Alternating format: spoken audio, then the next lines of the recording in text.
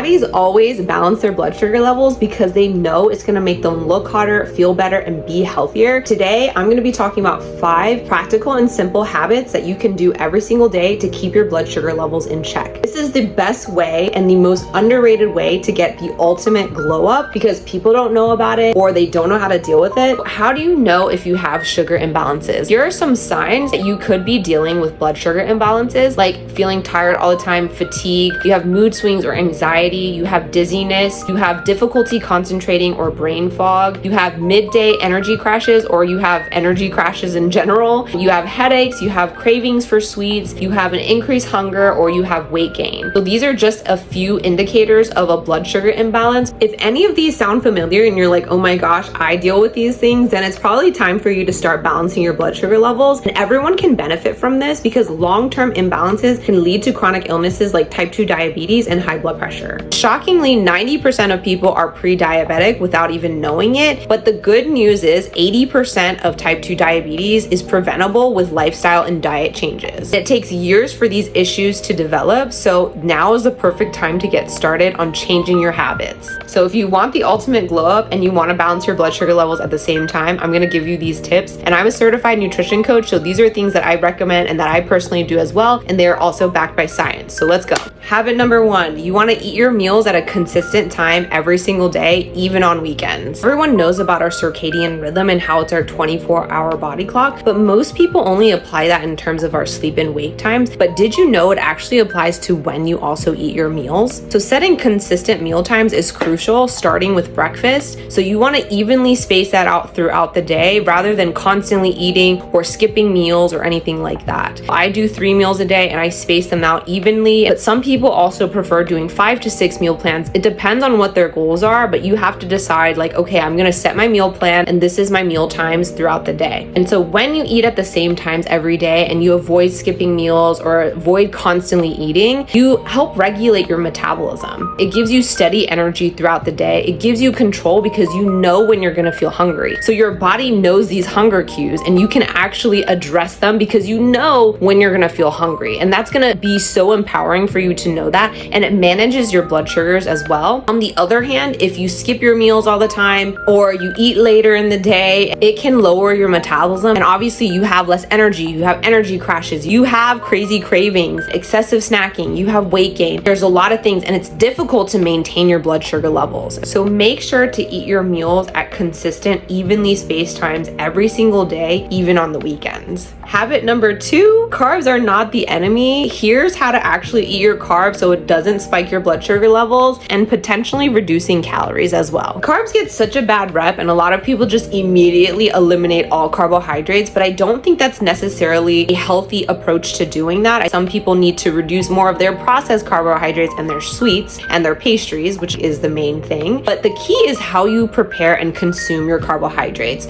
So an effective way to do that and enjoy your carbs without causing a blood sugar spike would be to turn them into resistant starch. Resistant starches are a type of carbohydrate that's slow for your body to digest. So that means the glucose gets released slower in the bloodstream and it doesn't spike your blood sugar levels. Studies show that you can turn white rice into resistant starches by refrigerating or freezing them and then reheating them later on to eat. This is how I usually eat my white rice. I eat white rice every single day with balanced meals. This simple step can significantly reduce the impact of carbohydrates on your blood sugar levels. And this also applies to bread, pasta, and potatoes as well. So there's no need to fearmonger about carbohydrates. It can still be a part of our diet, but we just need to prepare it differently. And that goes into habit number 3, which is eating your food in a certain order. So for balanced meals, you want to prioritize protein and fibrous vegetables along with carbohydrates. Most people tend to overeat carbohydrates in ratio to their protein and their vegetable, and that's why they see blood sugar level issues. So what you need to do is you need to eat your protein and your vegetable before you eat your carbs. When you eat your protein and your vegetables first, it slows the digestion of carbohydrates later on, so you're not going to have blood sugar spikes. And this is going to keep your blood sugar stable, and studies show that food order really makes a huge difference in balancing your blood sugar levels, and it's such an easy way to do it. Another thing is it also keeps you fuller and more satisfied for longer periods of time, which is helpful in terms of the first habit, which is setting your meal times. Habit number 4, you want to exercise the right way to balance your blood sugar levels. Exercise is the more well-known way to balance your blood sugar levels, but there are specific types of exercises that can be more effective that you can actually do on a daily basis. One of the simplest and most effective ways to balance your blood sugar levels is to walk immediately after you finish your meals. And recent studies show that even walking for 2 to 5 minutes after your meals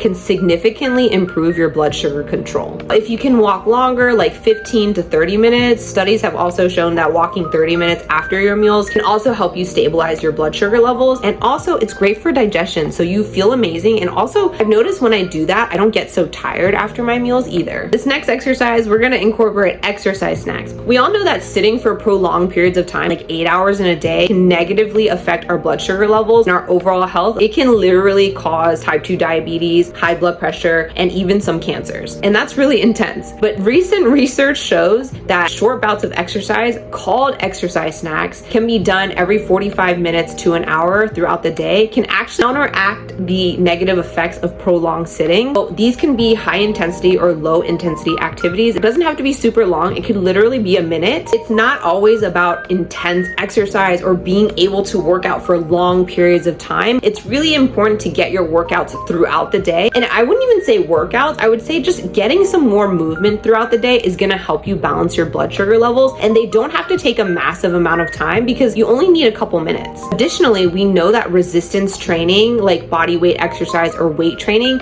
can also enhance insulin sensitivity and help regulate blood sugar levels over time. And building muscle is another way to combat blood sugar imbalances. This is also something that you can incorporate within these workouts. Habit number 5, you want to manage your stress to balance your blood sugar levels. This topic is talked about for everything, but managing stress is really, really important for your overall health. But here's how it actually significantly impacts your blood sugar levels. Because when you have more stress, your body releases hormones like cortisol and adrenaline. And in turn, it increases glucose production and reduces insulin sensitivity. So this can lead to higher blood sugar levels and more difficulty in managing them. That's why if you have blood sugar imbalances, you might also feel anxiety, irritability, and just feeling worried all the time. I think it's important to create safety within your body, and this applies to a lot more things than just your blood sugar levels. This goes back to the first habit where you're scheduling your meal times, and so you feel safe. Your body knows exactly when it should be eating and when it's getting food. Second to that, you would want to set up your sleep and wake times, because also that makes your body feel more safe. And also getting adequate sleep and rest is one of the major ways to balance your blood sugar levels that a lot of people don't talk about. You want to set your wake and sleep times and have better sleep hygiene. You want to have an environment where you can have deep, restful sleep.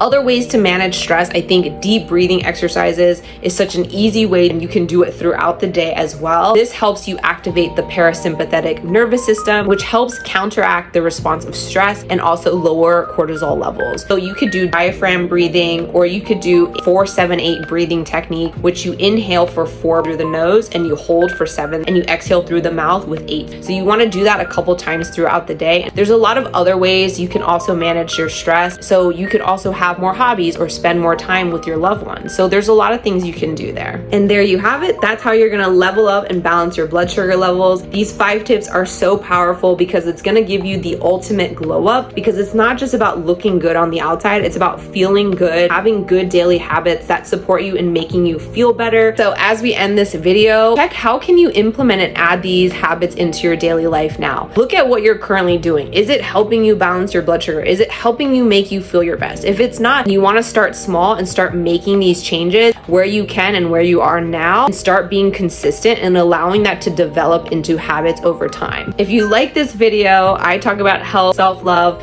mindset, lifestyle, personal development, fitness, all of the above. Make sure to hit the subscribe button and turn on the notifications. I would love for you to be a part of our community. If you also found this video helpful and you think one of your friends can benefit from it, please share it with them. I also love hearing from you. So if you have comments or questions, make sure to drop them below, and I will see you in the next video.